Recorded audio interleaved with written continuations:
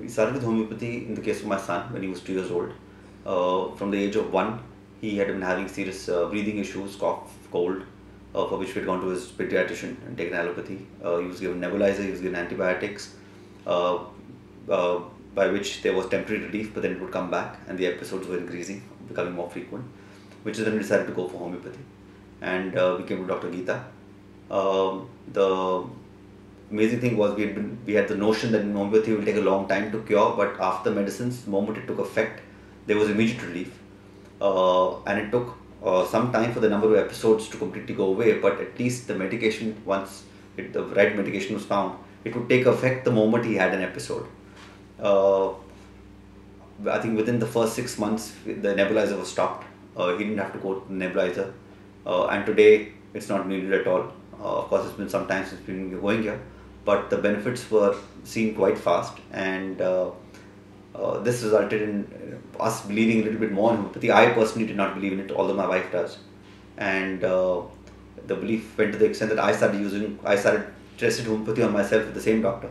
Came to Geeta for a chronic problem which I had had a rash for many years, more than 7-8 years. I had this rash in my body.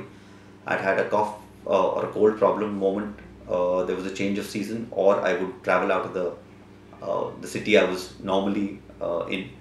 With the change in weather, it would cause a serious sneezing fits and a running nose. And again, the results were interesting. The cold stopped quite immediately. The rash took some more time. Today, I don't have the rash in the winters. In summer, sorry, I have it only in the winters. There's a process of gradual change coming in over there.